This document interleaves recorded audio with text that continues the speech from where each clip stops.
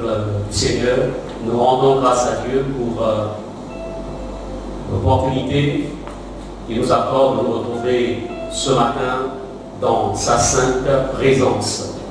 Nous profitons de cette occasion pour souhaiter une meilleure bonne fête des mères à tous nos mamans dans l'église et même au-delà de l'église. Que Dieu bénisse toutes nos mamans. C'est une grâce d'avoir une mère. Et pour cela, il est toujours important de les honorer parce que tout simplement, c'est la volonté de Dieu que nous puissions, comme dit la parole, honore ton père et ta mère. Donc à toute la mère du Gabon, à toute la mère de la communauté Fata, bonne fête des mères. Je voudrais ici, pour cela, vous inviter. Nous allons nous incliner dans la prière afin de commencer notre message du jour. Père Céleste, nous venons dans le nom de Jésus te rendre grâce pour ce matin, ce dimanche que tu avais déjà prédestiné d'avance. Seigneur, nous avons cette ferme conviction et assurance que tu nous visites ce matin, que tu édifies ton peuple ce matin, que tu nous bénisses ce matin, tu nous restaures ce matin, car tu es le Dieu de la restauration, tu es le Dieu de la fidélité, tu es le Dieu qui nourrit ton peuple. Seigneur, ce matin, nous te rendons toute la gloire et te dire merci de nous rassembler dans ta maison. Que ton nom soit glorifié, c'est dans le nom de Jésus que nous te prions et nous disons Amen.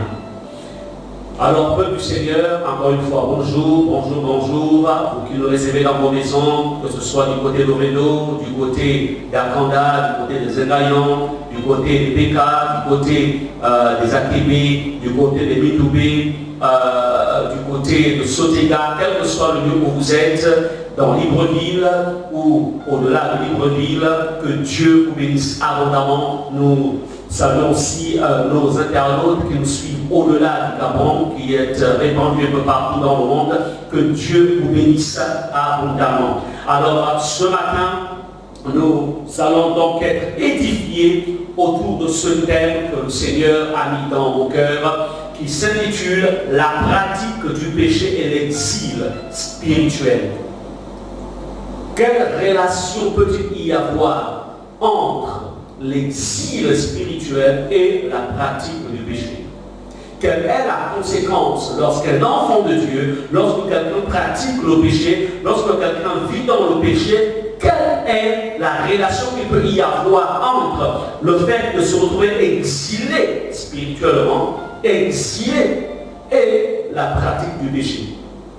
Écoutez, peuple de Dieu, frères et sœurs en Christ, il est des situations que beaucoup de chrétiens vivent ici et là, mais qui malheureusement, par manque d'une véritable connaissance, alors ils sont obligés d'attribuer leurs problèmes aux démons, attribuer leurs problèmes aux sorciers.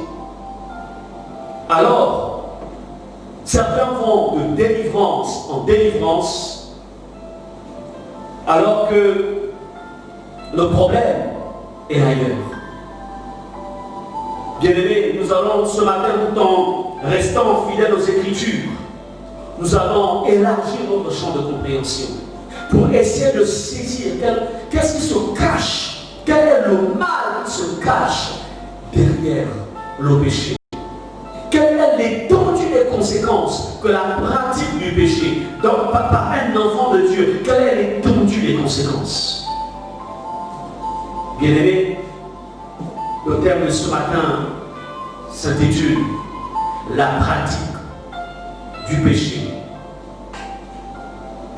et ses conséquences ». Vous direz l'exil qui est causé par la pratique du péché. L'exil.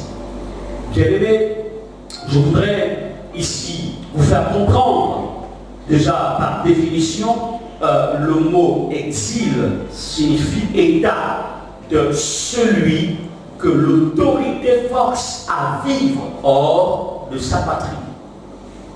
Quand on parle d'exil, on parle en fait d'un déplacement. Le fait de partir d'un point X à un point Y, se déplacer en fait de son lieu d'origine, de son lieu d'habitation, de sa patrie. Alors, bien aimé, ne pas comprendre, ne pas avoir la réalité de la conséquence que cause le péché dans la vie d'un enfant de Dieu, fera en sorte que plusieurs vont en fait persévérer dans cette mauvaise voie et attribueront un ensemble de problèmes qui vont graviter qui vont en fait graviter autour d'eux. Ils vont les attribuer en fait aux autres forces, alors que la solution se trouve ailleurs. Bien aimé, ouvrons ensemble Ézéchiel, autant pour moi, chapitre 12, versets 1 à 6. Nous sommes en train de comprendre la relation qu'il y a entre le péché et l'exil spirituel. Le péché. Ézéchiel 12, versets 1 à 6. Je lis la parole de Dieu. La parole de l'Éternel me fut adressée en ces mots.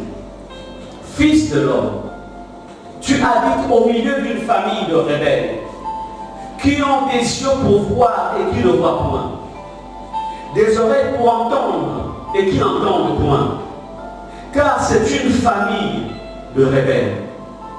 Et toi, fils de l'homme, prépare tes effets de voyage et pars de jour sous leurs yeux, pars en leur présence du lieu où tu es pour un autre lieu. Peut-être verront-ils qu'ils sont une famille de rebelles. Verset 4. Sont tes effets comme des effets de voyage, de jour sous leurs yeux. Et toi, pars le soir en leur présence, comme parlent des exilés. Sous leurs yeux, tu perceras la muraille et tu sortiras tes effets par là. Sous leurs yeux, tu les mettras sur ton épaule. Tu les sortiras pendant l'obscurité, tu te couvriras le visage et tu ne regarderas pas la terre, car je veux que tu sois un signe pour la maison d'Israël. Peuple de Dieu, voici ce texte de base. Ici, l'Éternel a un problème avec Israël. Israël qui est ce peuple, son peuple, ce peuple qu'il avait choisi, ce peuple qu'il avait sorti d'Égypte par une main puissante, ce peuple à qui il avait donné la loi, ce peuple avec qui il avait une alliance, ce peuple. Mais il y a un problème.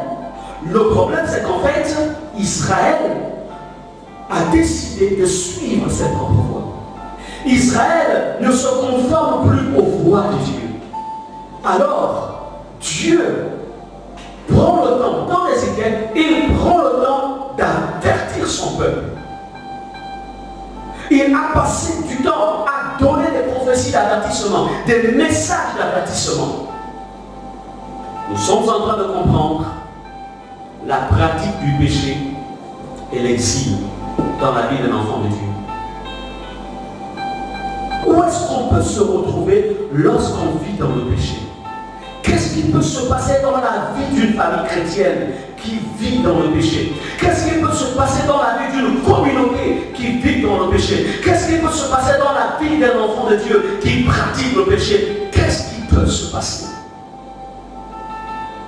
Alors, la parole de Dieu nous dit ici, Dieu prend le temps d'alerter Israël. Vous savez, Dieu est patient, extrêmement patient. Quand vous lisez le livre d'Ézéchiel, du premier au dernier passage, au dernier livre, vous allez vous rendre encore une fois combien de fois Dieu aime l'homme.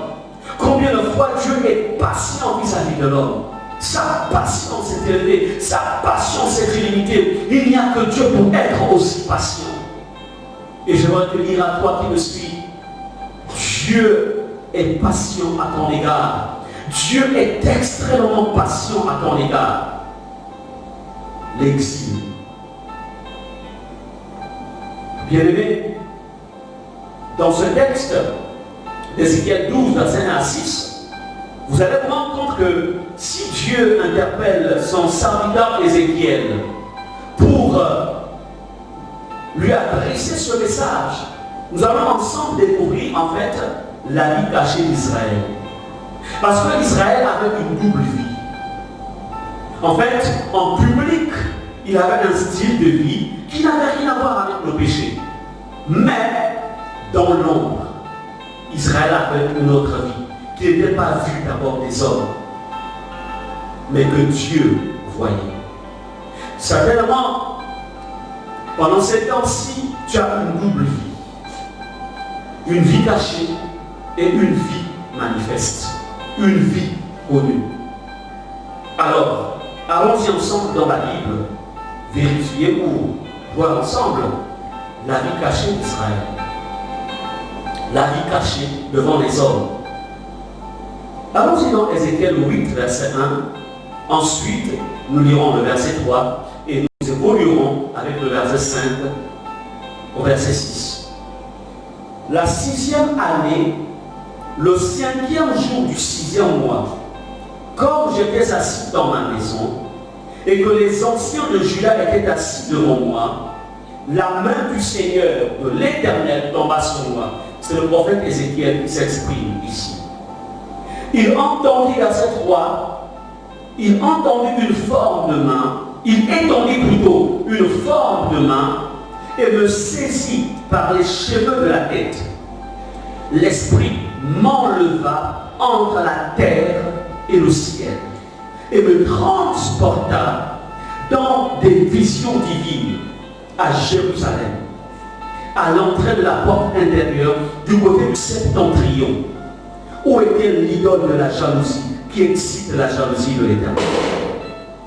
Verset 5, il me dit, fils de l'homme, lève les yeux du côté du septentrion. Je levai les yeux du côté du septentrion, et voici cette idole de la jalousie qui était au septentrion de la porte de l'autel à l'entrée. Verset 6. Et il me dit, fils de l'homme, vois-tu ce qu'ils font, les grandes abominations que commet ici la maison d'Israël pour que je m'éloigne de mon sanctuaire? Mais tu verras encore d'autres grandes abominations. Peuple du Seigneur, ici Israël a une vie cachée. Une vie en fait que le monde ne voit pas, mais que Dieu voit. Combien d'enfants de Dieu aujourd'hui, combien de croyants, combien de chrétiens ont des vies cachées devant les frères, devant les sœurs, devant la communauté, devant leur pasteur? Ils ont un style de vie qui reflète la pureté, qui reflète la sainteté. Mais cependant, dans l'ombre, quand personne ne les voit, ils ont une autre vie, un autre mode de vie. Et cette fois-ci, Dieu peut voir cela, parce que rien n'est caché à ses yeux. Alors, Dieu ici enlève, il transporte par l'Esprit son serviteur Ézéchiel. Alors, Dieu révèle à Ézéchiel la vie cachée. La Bible nous dit, ici, au verset 3, la Bible nous dit, il étendit une forme de main et me saisit par les cheveux de la tête. L'Esprit m'enleva entre la terre et le ciel, me transporta dans des visions divines à Jérusalem, à l'entrée de la porte intérieure du côté du septentrion, où était l'idole de la jalousie, qui excite la jalousie de l'Éternel. Israël avait des idoles cachées. Israël s'était bâti des idoles, s'était construit des idoles qu'il avait cachées. Aux yeux des frères, ces idoles n'étaient pas vues. Aux yeux de l'Église, ces idoles n'étaient pas vues. Mais Dieu les voyait. Quelle est l'idole qui a dans ton cœur? Quelle est l'idole cachée au fond de ta maison? Quelle est l'idole cachée au fond de ton âme? Ici, ils avaient développé, ils avaient construit l'idole de la jalousie. Une idole qui réveillait la jalousie de Dieu. Parce que Dieu ne veut pas, comme je le disais dans le message de la dernière fois, je disais, Dieu ne veut pas 80% de nos vies, Dieu ne veut pas 90% de nos vies, mais il veut 100% de nos vies. L'idole. Peuple de Dieu, la Bible dit, au verset 5, cette idole de la jalousie était au septentrion de la porte de l'autel. Les gars, ici, Israël a développé plusieurs idoles. Israël vivait une vie d'hypocrisie. Combien de chrétiens, combien de personnes aujourd'hui ont une vie hypocrite dans leur foi? Ils mènent une vie d'hypocrisie. Devant les frères, devant les sœurs, devant les pasteurs, devant les leaders d'église, ils ont un style de vie. Mais dans l'ombre, ils ont une autre vie. L'hypocrisie. Mais on ne peut pas être hypocrite, on ne peut rien cacher à Dieu. Dieu voit le visible et l'invisible. Mais ici, il y a un problème, c'est qu'en fait, avec le problème, c'est que cette vie-là qu'Israël avait décidé de vivre va les conduire quelque part. Parce que tout ce que nous faisons, que ce soit en bien ou en mal, en vérité, ce n'est pas contre Dieu qu'on le fait, mais c'est contre nous-mêmes. Parce que Dieu est venu jusqu'à nous par Jésus-Christ, tisser une alliance avec nous pour que notre vie soit transformée, pour que nous puissions en fait sortir des ténèbres, qu'on ne soit plus sous la domination de Satan. Mais lorsqu'on repart dans la pratique du péché, dans la vie du péché, en fait, tu fais mal à Dieu. Je ne pense pas. Parce que Dieu est assis dans les cieux. Il règne dans les cieux. Tu fais du mal à qui? Bien-aimé, Israël avait des idoles dans son cœur. Des idoles cachées. Et toi, quels sont les péchés qui sont cachés et que je ne peux pas voir? Parce que pendant 7 ans de confinement, nous ne sommes plus, en fait, en relation permanente, on va dire ça comme ça. On ne se voit plus. Mais dans ce temps de confinement partiel, Dieu te voit. Nous ne nous voyons plus, mais Dieu te voit. Peuple de Dieu, on ne se moque pas de Dieu. Le péché et l'exil spirituel, c'est le thème de notre message. Bien-aimés, allons dans Ézéchiel 14, verset 1 à 3. Dans le passage précédent, on vient de voir en fait qu'Israël avait des péchés cachés. Israël a voulu traiter avec ses péchés. Mais Israël a entretenu ses péchés. Et il a vécu une vie d'apparence. Alors que Dieu connaissait ce qu'il faisait. Et Dieu vint révéler à son prophète, à son serviteur, comment vivait-il. Dieu me révélera. Dieu nous révélera. Dieu révélera à un frère spirituel. Dieu révélera à une sœur spirituelle. Dieu révélera ce qui est caché en toi. Dieu le révélera. C'est pourquoi il est temps pour toi de te ressaisir. Il est temps pour toi d'être vrai dans ta marche chrétienne. Il est temps pour toi de ne pas jouer en fait à l'hypocrisie. Parce qu'en vérité, ton péché t'atteindra. Ézéchiel 14, verset 1 à 3. Quelques-uns des anciens d'Israël vinrent auprès de moi et s'assirent devant moi. Verset 2. Et la parole de l'Éternel me fut adressée en ces mots. Fils de l'homme, ces gens-là portent leurs idoles dans leur cœur. Et ils attachent les regards sur ceux qui les a fait tomber dans l'iniquité. Me laisserai-je consulter par eux? C'est Dieu qui parle. Dieu vient encore confirmer à son serviteur Ézéchiel. Il dit, ces gens-là, cet ancien-là, ce diacre-là, parce que là, ici, Dieu a affaire aux anciens d'Israël qui avaient oublié.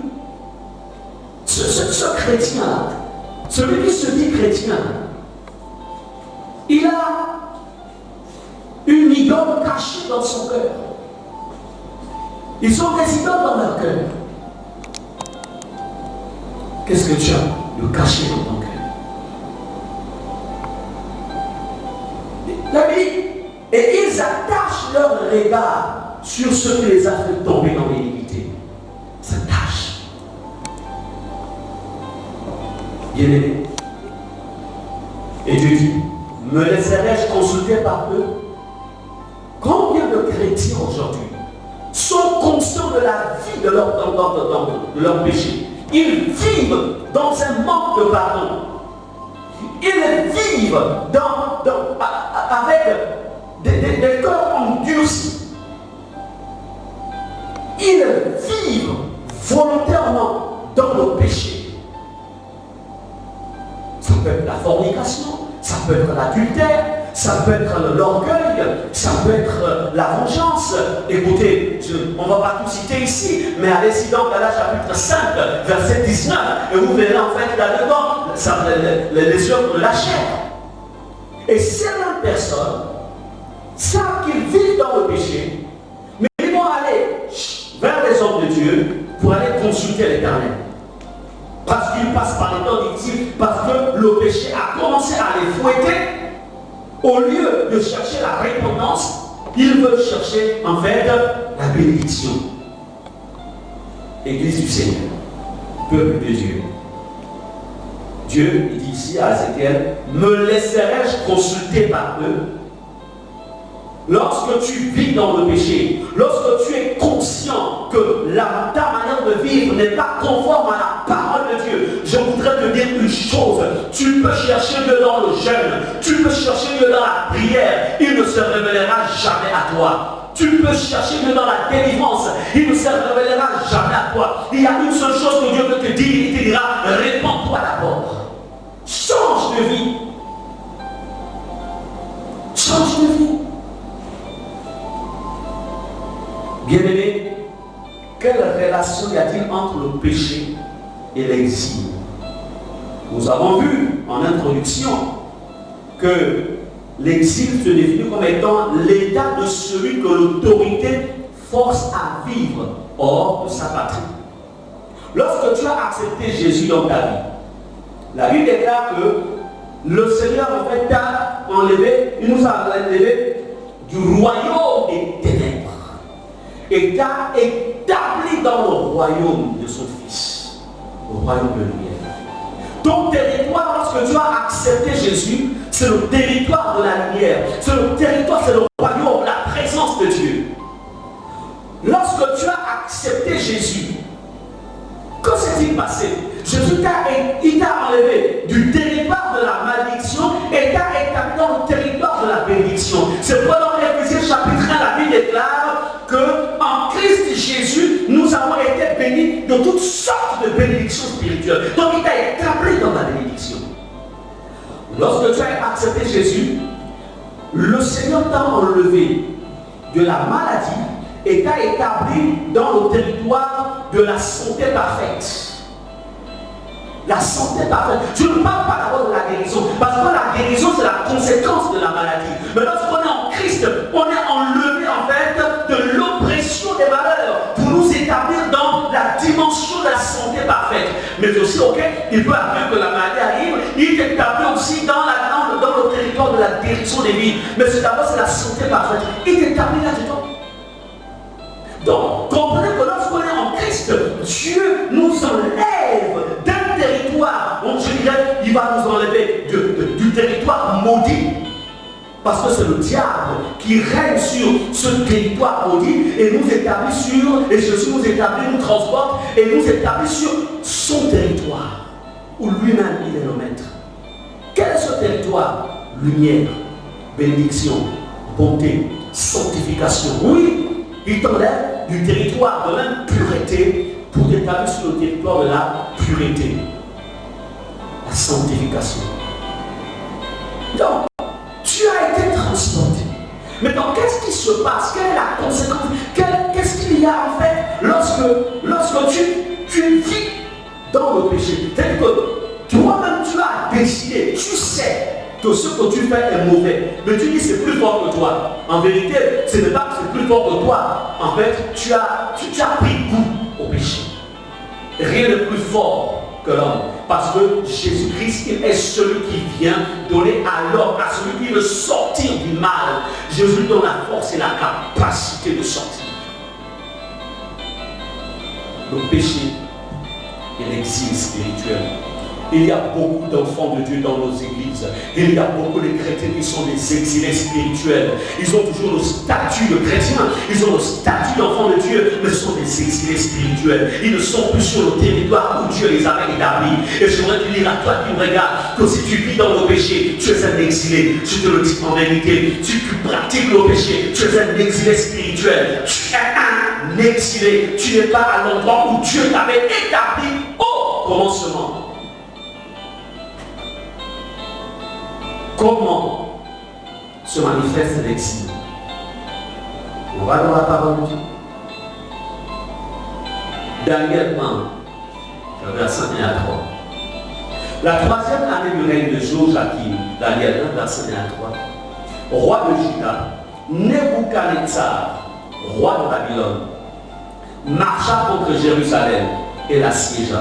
Vous voyez, pendant le temps d'Ézéchiel, Dieu ne faisait qu'avertir Israël. Il donnait des messages pour qu'Israël se répande. Il donnait des messages pour qu'Israël change de vie. Mais le peuple n'avait pas compris. Les anciens n'avaient pas compris. Les sacrificateurs, ils n'ont pas compris. Ils n'ont pas compris. Alors, au temps de Daniel, en fait, l'exil arrive. Je voudrais te dire une chose. Dieu te parlera. Il t'a parlé par les messages. Il t'a parlé par les prédicateurs. Il t'a parlé par les frères. Il t'a parlé à travers, en fait, il t'a parlé, il va s'en aller à travers sa parole. Il t'a averti, il t'a averti, il t'a averti. Mais tu ne comprends pas, tu persévères, tu continues. Mais il y a un temps où Dieu se retire. En fait, il te laisse évoluer. Parce qu'il sait que le chemin que tu as pris, devant il y a un ravin. Tout chemin qui n'est pas conforme à la parole, finit toujours dans un ravin. Parce que toi, tu n'es qu'une créature. Même le diable qui t'incite, c'est une créature. Il n'y a qu'un seul créateur de l'univers. Au commencement était la parole. La parole était avec Dieu. Et la parole était Dieu. Toutes choses ont été faites par elle. Et rien de ce qui a été fait n'a été fait sans elle. Tout existe pour lui et par lui. Jésus-Christ de Nazareth. La parole. Hors de lui, ce n'est qu'illusion. Ce n'est qu'apparence. Même s'il y a une apparence de joie, je dis bien apparence, c'est-à-dire que ça semble être une joie ce que tu vis. Ça semble être, oh je vis ma vie, je la vis. En vérité, tu es en train de creuser ta propre tombe.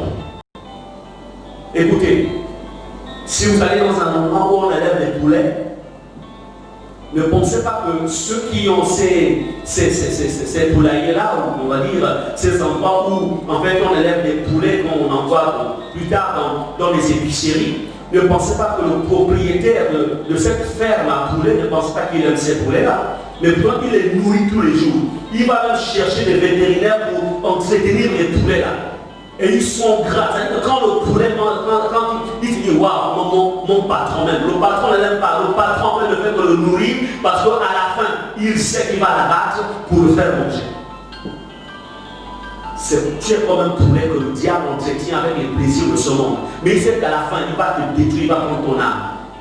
Donc les plaisirs que tu suis là, le sexe que tu suis, l'argent que tu suis, la prostitution, tout ce que tu suis là, tout ce que tu fais, les voies de nuit, tout ça, le diable est en train de te nourrir pour t'engraisser. Et après il va te tuer, tu es un poulet. Donc sors de la gestion de ce bourreau-là qui est en train de te nourrir. Sors et va vers le véritable maître. Celui qui s'est donné pour toi à la croix. Il s'appelle Jésus-Christ de Nazareth. Alors la Bible nous dit dans Daniel 1, nous continuons notre lecture, le Seigneur livra entre ses mains Joachim, roi de Juda, et une partie des ustensiles de sa maison, de la maison de Dieu. Nebuchadnezzar emporta les ustensiles au pays de Shinéar, dans la maison de son Dieu. Il les mit dans la maison du trésor de son Dieu. le roi donna l'ordre à Ashpenaz, chef de ses eunuques, d'amener quelques-uns des enfants d'Israël de race royale ou de famille noble, l'exil. Voici un peuple qui avait un territoire bien défini, où ils étaient en paix, ils vivaient comme ils étaient avec leur famille, mais à cause du péché, parce qu'ils n'ont pas compris, ils n'ont pas saisi les avertissements que Dieu leur donnait par le prophète, à un moment, ils vont sortir du lieu de leur bénédiction. Ils vont sortir du lieu de leur santé. Ils vont sortir du lieu de leur sécurité. Ils vont sortir du lieu de leur prospérité. Ils vont sortir du lieu de leur paix. Ils vont se trouver dans un autre territoire. Ils vont être exilés. Bien-aimé, j'aimerais te dire que si ce que tu vis est la conséquence d'un exil, aucune délivrance ne peut se passer. Parce que, en fait, on ne peut pas délivrer de la punition de Dieu. Aucun prophète, aucun homme au moins ne peut te délivrer de la punition de Dieu. On ne délivre quelqu'un que lorsqu'il est sous l'oppression du diable, l'oppression des démons. Mais si ce que tu vis est la conséquence du péché, si ce que tu vis est l'expression d'un exil, c'est-à-dire que Dieu lui-même s'est chargé de t'envoyer en exil, écoute, tu peux parcourir le monde entier. Nul ne te délivrera. La seule chose dont tu as besoin, c'est tout simplement de te repentir. Il n'y a que la repentance. Voilà pourquoi tu es allé de délivrance en délivrance. Tu es allé de prophète en prophète. Tu as fait toutes les églises même du Gabon. En fait, aujourd'hui, tu es fatigué. Tu es fatigué. Tu suis maintenant les cultes avant le confinement, en fait, tu suivais les cultes à la télévision ou même de temps en temps, même juste dans ton téléphone. En fait, tu te dis, en fait, aucune église ne peut délivrer. Bon, aucune église ne délivre. C'est Jésus qui délivre. Tu as besoin de revoir ta vie. Revoir. L'exil existe. Il n'y a pas que les nations du monde ou les puissants de ce monde qui peuvent envoyer leurs opposants en exil. Même Dieu envoie les enfants rebelles en exil. Il envoie. Israël ici en est l'illustration. Ces choses-là ont été écrites afin de nous servir d'exemple, afin de nous avertir et de nous faire comprendre que vous, la génération actuelle, faites attention. Si hier je l'ai fait avec Israël, je peux aussi le faire avec vous chrétiens. C'est pourquoi Jésus, quand il est venu, il a dit, je ne suis pas venu pour abolir la loi, mais je suis venu pour l'accomplir. La loi n'est pas abolie. Tu ne peux pas mener ta vie comme tu veux, dire je suis sous la grâce, je suis désolé, tu as une mauvaise compréhension de la grâce, on t'a mal enseigné sur la grâce, ou tu as mal saisi la grâce. Et aujourd'hui, regarde ce que tu vis. Ceux qui sont venus après toi en Christ sont en train de te dépasser parce qu'ils ont décidé d'être sérieux avec Dieu. Ils ont décidé d'être sérieux. On peut voir leur croissance spirituelle, on peut voir comment Dieu les bénit, on peut voir leur attachement à Dieu. Mais toi, ça fait 15 ans que tu es dans l'église. 15 ans que tu es en Christ, mais quand on voit ta vie, on se pose même la question, si vraiment tu connais Jésus, tu es un exilé. Tu es un exilé. Regarde ton caractère. Regarde comment tu fonctionnes. Regarde.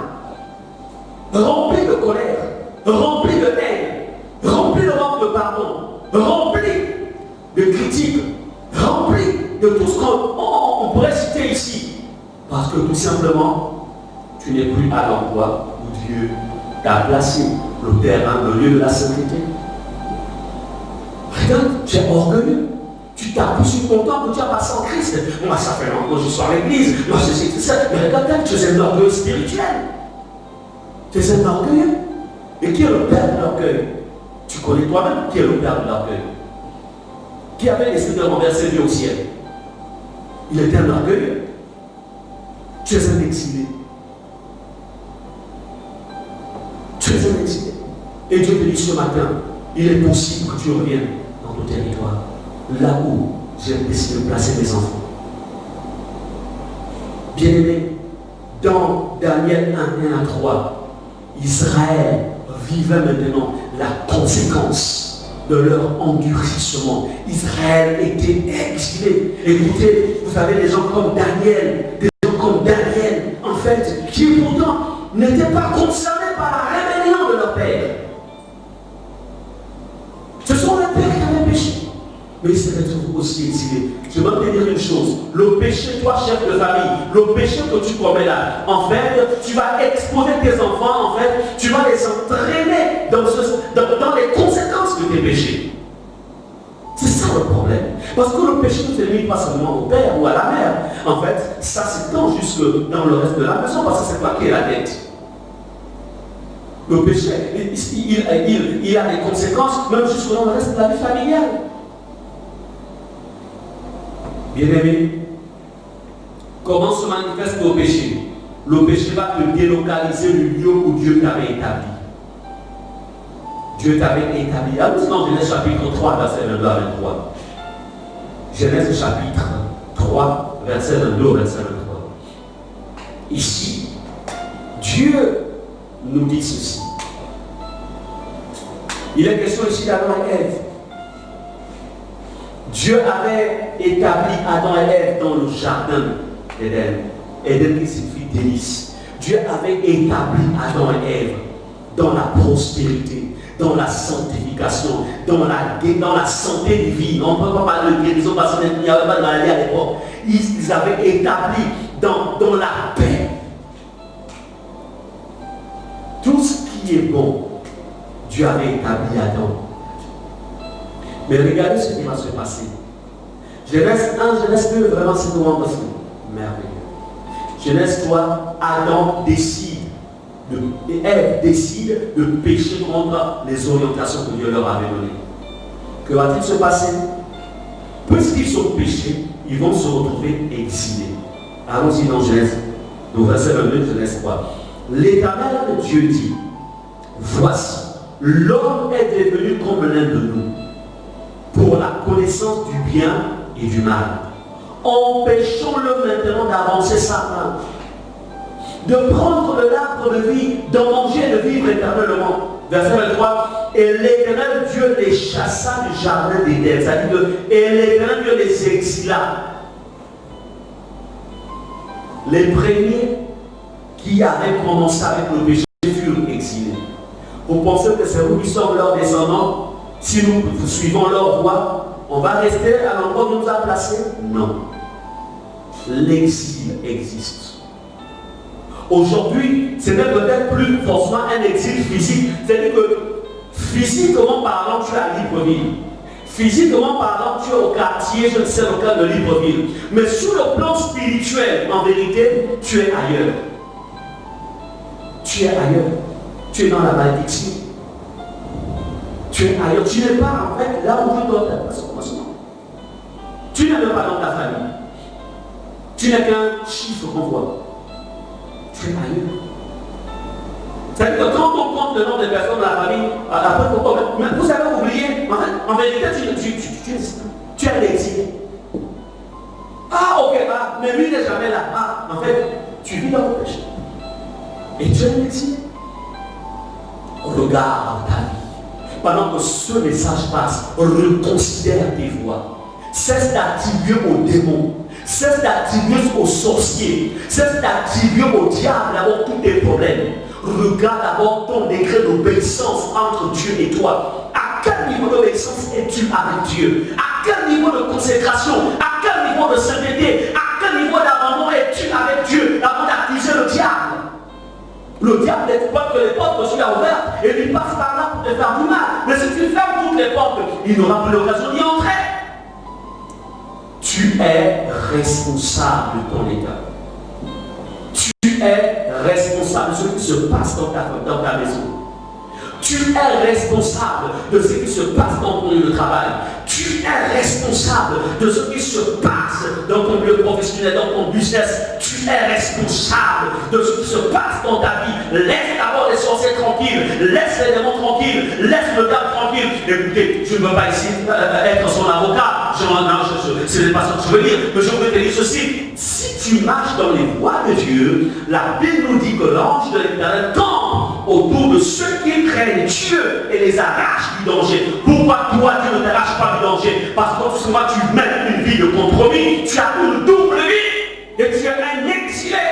Tu es chassé hors de la bénédiction de Dieu, tu es chassé hors de la sécurité de Dieu, tu es chassé hors de la grâce de Dieu, tu es chassé.